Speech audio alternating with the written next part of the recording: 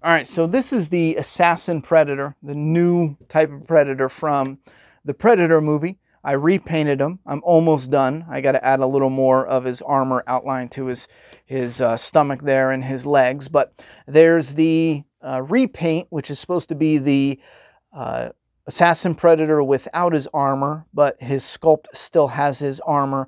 Anyway, NECA really should have, if they were going to reuse the same sculpt, just paint him differently. He looks cool though. He really does. They both do. Anyhow, they really should have added the key accessory that Predator fans, they were going to ask for.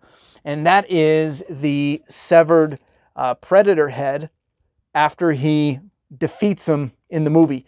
Now, real quick, I had an extra fugitive Predator head. I was going to use that. However, the mouth, the mandibles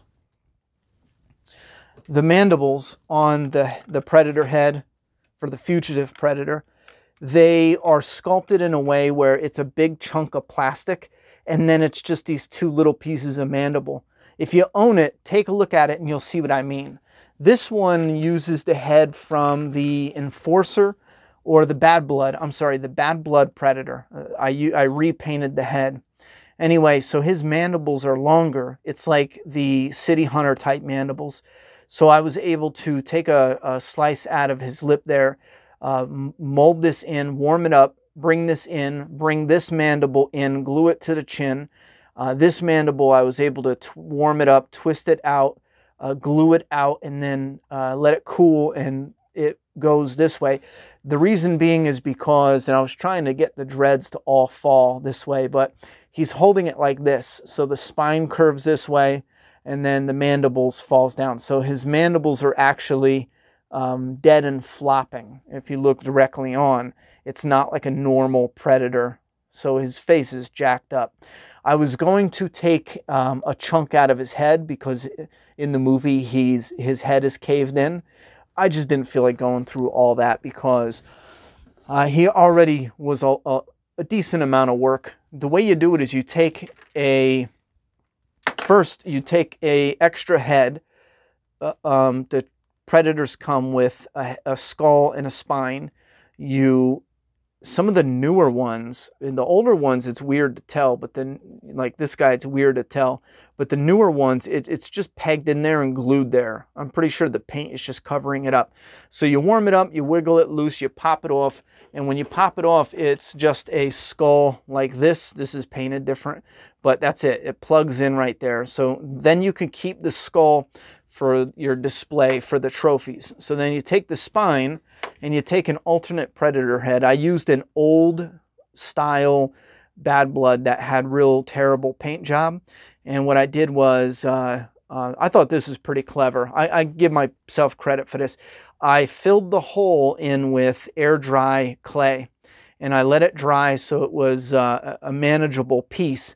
And I plugged, while it was still wet, I plugged the spine into it so it had a hole where it can plug right in after it hardened. So then when it hardened, I glued it in, I painted it the same green because some of it, I didn't know if it was going to show through or not. So I painted it the same green.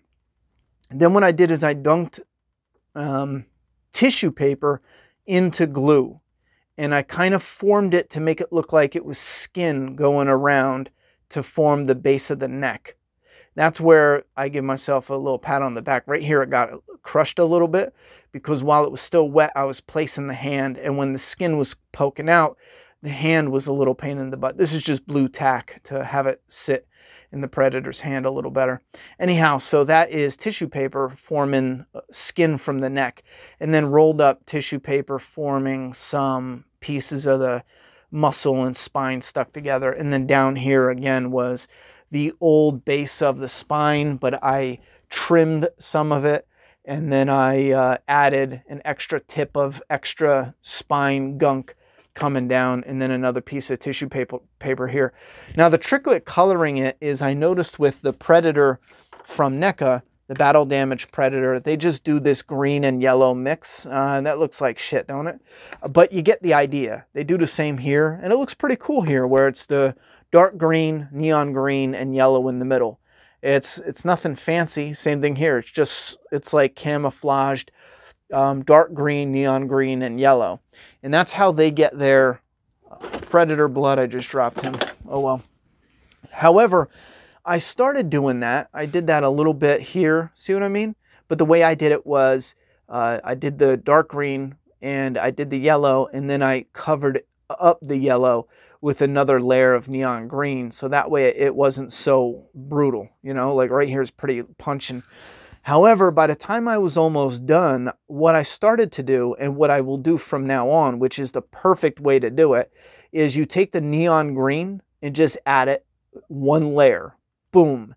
Then you take a dark green or hunter green, water it down, and do a wash. Bam.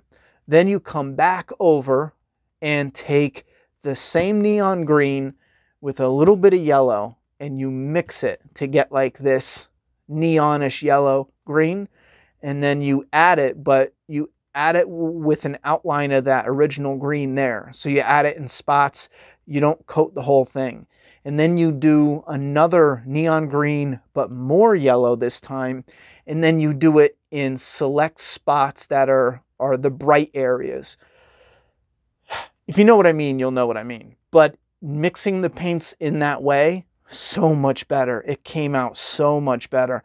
I'm real happy with how this guy came out. And I think the next Predator head I do, and the paint job will be 10 times better just from learning what I learned doing this one.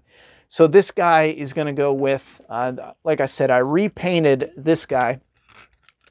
I did not like how the paint is just random wavy. Now, it's like that in the movie. I think the head looks better on this guy, how NECA painted his head versus the green one's head had weird red design.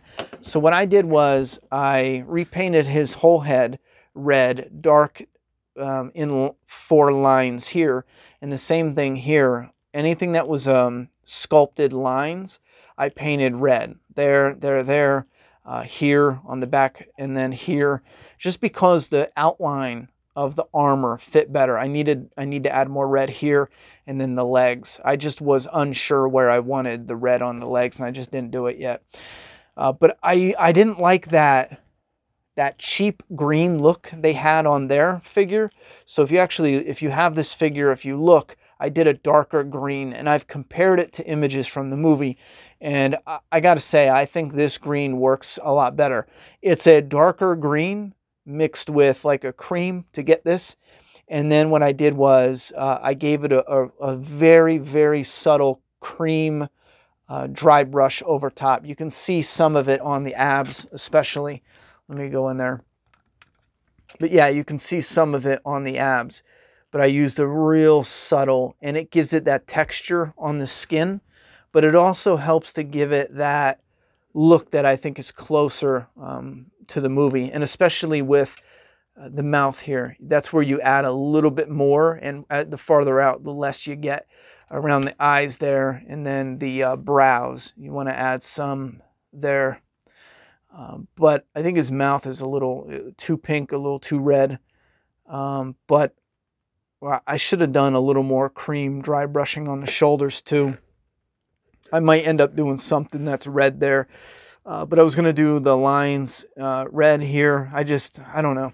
I repainted his crotch piece, his leather strap. The only thing I did not repaint was the gauntlets. This and this. I just didn't touch them. I touched the inside to match the paint, but I just didn't touch because it was just so intricate. I didn't want to mess with it.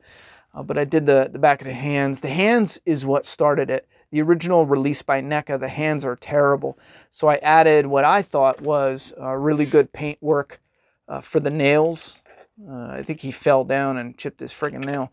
But paint job compared to all black is what they put.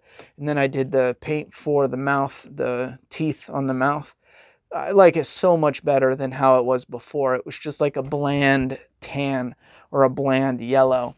But anyhow, so he or the other one of them is going to have the severed head.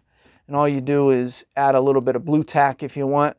And then, you know, pop it in because of the way his hands are, you know, pop it in and you're good to go. He's got the severed head. And then I think for the variant here, I'm pretty sure I'm going to eventually make, because the poster had, instead of the movie, in the movie it was an unmasked skull and spine.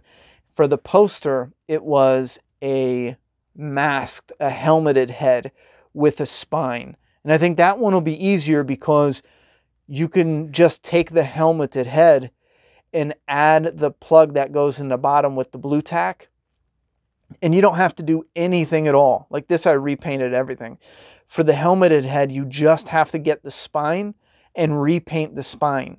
And then the spine and make something to plug it into the helmeted head.